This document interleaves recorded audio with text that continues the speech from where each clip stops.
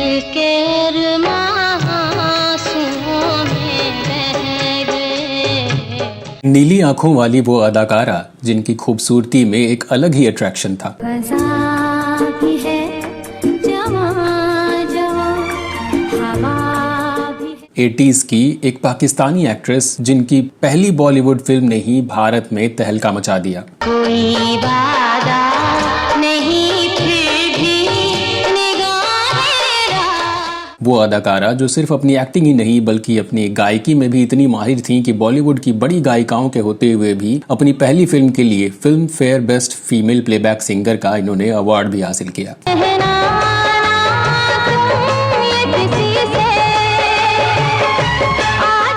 लेकिन क्या आप जानते हैं कि पाकिस्तान के कराची शहर में जन्मी ये अभिनेत्री एक ब्रिटिश नागरिक थीं और राज कपूर जिन्हें हिंदी सिनेमा के शो मैन के नाम से जाना जाता है, रिश्ते में इनके मामा लगते थे। ये रात में जो मजा है, मजा ये कुछ नया नया है, कि दिल को आज। क्या आपको पता है कि भारत सरकार ने इनके लिए ऐसा प्रोविजन बनाया कि पाकिस्तान से भारत आने के लिए इन्हें वीजा की जरूरत ही नहीं रही। और क्या आप यकीन करेंगे कि अपने ब्रिटिश पति और 2 पाकिस्तानी पतियों को छोड़ने के बाद दुबई के एक शख्स से चौथी शादी करने के बावजूद ये आज भी भारत में अकेली जिंदगी गुजार रही हैं।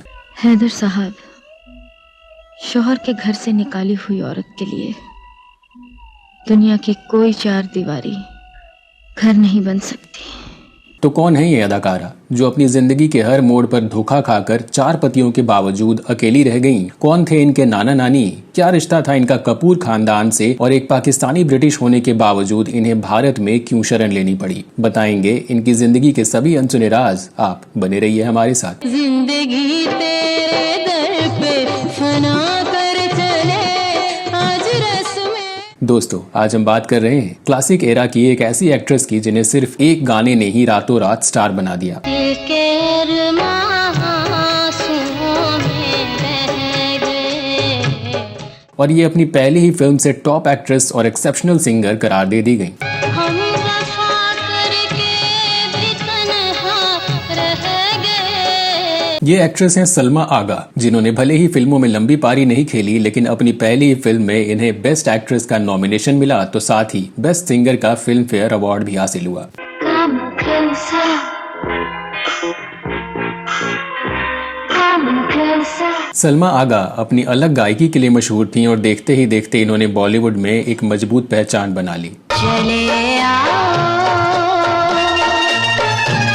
चले आओ। तभी कुछ ऐसा हुआ कि कम समय में ही इनका चमचमाता करियर तबाह हो गया और आज ये गुमनामी में जीने को मजबूर हो गई। लेकिन ये समझने के लिए आपको इस कहानी में थोड़ा पीछे जाना होगा।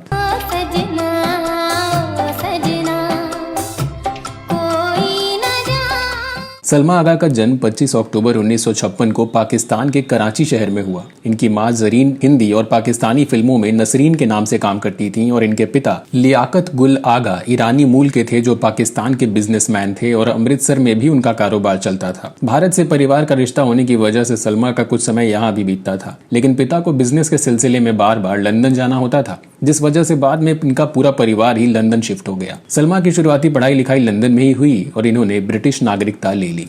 आजाद किया? तुम होते कौन हो मुझे आजाद करने वाले?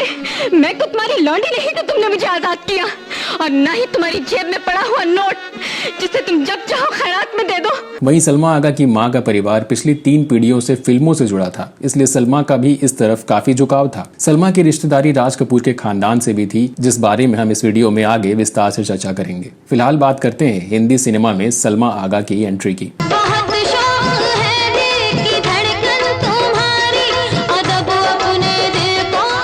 सलमा आगा ने अपनी पढ़ाई के साथ साथ क्लासिकल म्यूजिक भी सीखना शुरू कर दिया और धीरे धीरे इनका मन फिल्मों में कदम रखने का होने लगा। इसी दौरान राज कपूर ने अपने बेटे ऋषि कपूर की शादी के बाद लंदन में एक रिसेप्शन पार्टी रखी, जिसमें बॉलीवुड के दिग्गजों के साथ सलमा की मां को भी इनवाइट किया गया। कहते हैं कि यहीं इसी पार्टी में सलमा की मुलाकात famous film director BR Chopra से हुई, जो अपनी अगली फिल्म के लिए एक मुस्लिम एक्ट्रेस की तलाश में थे। मुस्लिम पृष्ठभूमि पर आधारित होने की वजह से उन्हें लगता था कि एक मुस्लिम अदाकारा ही इस रोल को ठीक तरह से निभा सकती है। सलमा की खूबसूरती और टैलेंट देखकर चोपड़ा जी ने इन्हें फिल्म का ऑफर दे डाला। इसके साथ ही सलमा की आवाज सुनकर उन्होंने सलमा से फिल्म के गाने भी गंवाने का मन बना लिया। इस तरह सलमा आगा भारत आ गई और फिल्म की शूटिंग शुरू हो गई। ये फिल्म 3 तलाक जैसे सेंसिटिव सोशल टॉपिक पर आधारित थी और बॉलीवुड में इस सब्जेक्ट पर बनी पहली फिल्म थी। फिल्म में 3 तलाक के साइड इफेक्ट्स और हलाला जैसे संवेदनशील मुद्दों को गहराई से पेश किया गया था। सलमा का कैरेक्टर एक ऐसी लड़की का था जो इन कुरीतियों का सामना करती है और उसकी जिंदगी गम और दर्द से भर जाती है। मैं कोई जायदाद नहीं,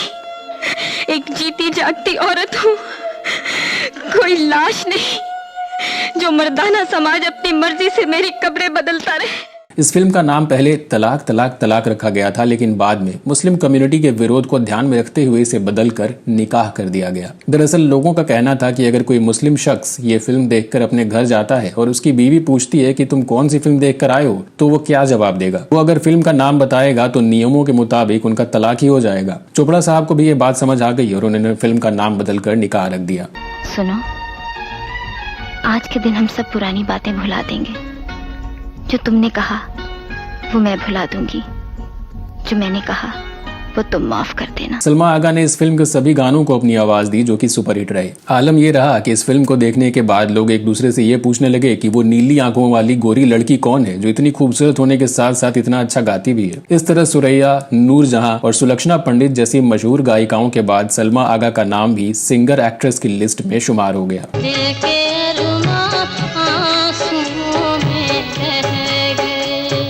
1982 में आई इस फिल्म ने सलमा को रातों रात स्टार बना दिया, लेकिन फिल्म पर काफी कंट्रोवर्सी भी हुई। इसके बाद सलमा के पास फिल्मों की लाइन लग गई और इन्होंने कसम पैदा करने वाले की, सलमा, ऊंचे लोग, 5 फौलादी, महावीरा जैसी कई फिल्में की।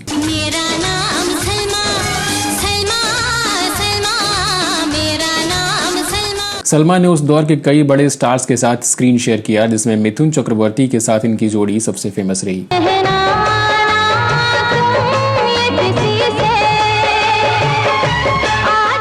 मिथुन के साथ फिल्म पति पत्नी और तवाइफ में सलमा ने एक तवाइफ का किरदार निभाया और इस फिल्म में भी इनके गाने हिट रहे।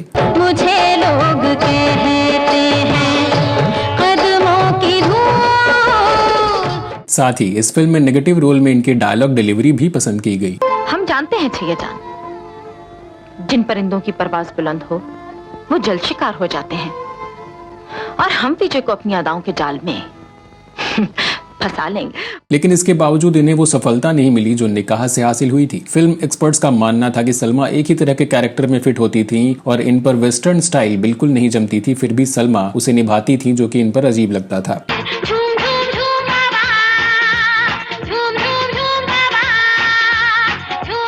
सलमा ने हिंदी के साथ साथ तमिल, तेलुगु और मलयालम फिल्मों में भी काम किया। मीडिया रिपोर्ट्स के मुताबिक इन्हें राज कपूर की फिल्म हिना भी ऑफर हुई थी, लेकिन ऐन मौके पर सलमा की नानी बीच में आ गई और उन्होंने राज कपूर से सलमा को किसी भी कीमत पर फिल्मों में काम ना देने की बात कह दी। कहते हैं कि इससे सलमा के हाथ से कई अच्छी फिल्में भी चली गईं। वहीं जानकार ये भी बताते हैं कि सलमा ने एक्टिंग से ज्यादा अपनी सिंगिंग करियर पर फोकस किया। ये डायरेक्टर और प्रोड्यूसर्स पर दबाव डालती थी कि जिन फिल्मों में ये काम करेंगी उसके गाने भी ये खुद ही गाएंगी। जाहिर है हर डायरेक्टर इनकी इस शर्त को मानने को तैयार नहीं हो सकता था, क्योंकि ऐसे में वो लता मंगेशकर, आशा भोसले या किसी और गायिका से अपने फिल्मों में गाने नहीं गवा पाता था और हर गाने पर सलमा की आवाज फिट भी नहीं बैठती थी।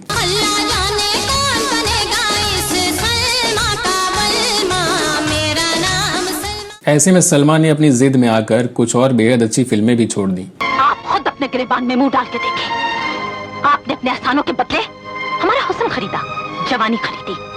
आपने हमें जलील कहा, घटिया कहा। हम तो दुकानदार हैं, दुकान सजा के बैठे हैं। वहीं पाकिस्तानी और बांग्लादेशी फिल्मों में गाने के लिए बीच बीच में ये लंबे समय तक भारत से गायब भी रहती थीं, जिससे बॉलीवुड में फिल्म मेकर्स ने इन्हें सीरियसली लेना बंद कर दिया।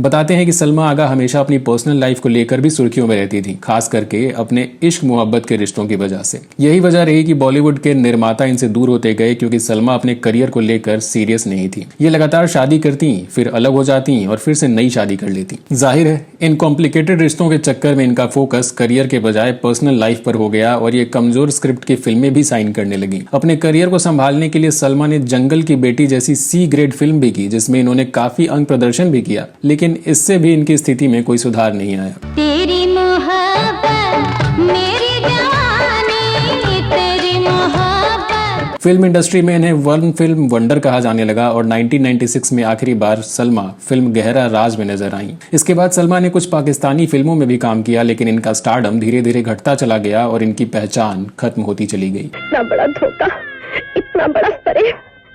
आप राज लक्ष्मी बनकर हमारे जज्बात से खेलते रहे, हमारी मोहब्बत को फरेब दिया। आप दोनों ने इतना बड़ा मजाक किया हमसे। वहीं फिल्मों में कदम रखने से पहले इनका नाम न्यूयॉर्क के एक बिजनेसमैन महमूद सिप्रा से जुड़ा, जो सलमा को हीरोइन बनाने के सपने दिखाकर इन्हें अपने साथ जोड़ना चाहते थे। उन्होंने सलमा के लिए बेगम, साहिबा और बेबसी जैसी कुछ फिल्में भी शुरू की और बाद में सलमा से निकाह भी कर लिया। हालांकि शादी के बाद महमूद ने इन फिल्मों पर काम करना बंद कर दिया और कुछ समय बाद दोनों अलग हो गए। यानी सलमा अपनी लालच की वजह से पर्सनल और प्रोफेशनल दोनों मोर्चे पर ठगी गई। इसके बाद सलमा ने 1980 में Pakistani actor and director Javed Sheikh से दूसरी शादी की और कुछ पाकिस्तानी फिल्मों में भी काम किया। जावेद शेख पहले से शादीशुदा थे और 2 बच्चों के पिता भी थे, लेकिन सलमा की ये शादी भी ज्यादा नहीं चल सकी और दोनों अलग हो गए। 1989 में सलमा ने पाकिस्तान के स्क्वाश प्लेयर रहमत खान से तीसरी शादी की। ये दोनों लंदन में एक दूसरे के पड़ोसी थे। इस शादी से सलमा को 2 बच्चे भी हुए, साशा आगा और अली आगा। लेकिन ये शादी भी साल 2010 तक ही चल सकी और उसके बाद रहमत ने किसी और से शादी कर ली और सलमा से अलग हो गए। इसके बाद साल 2011 में 55 साल की उम्र में सलमा ने दुबई के एक बिजनेसमैन मंजर शाह से चौथी शादी की। हालांकि कुछ समय साथ रहने के बाद सलमा मुंबई शिफ्ट हो गई और अपने बच्चों का करियर फिल्म इंडस्ट्री में एस्टैब्लिश कराने की कोशिश करने लगी। इनकी बेटी साशा आगा ने बॉलीवुड में औरंगजेब फिल्म से कदम रखा और सलमा भी एक फिल्म डायरेक्टर बनने की दिशा में काम करने लगी।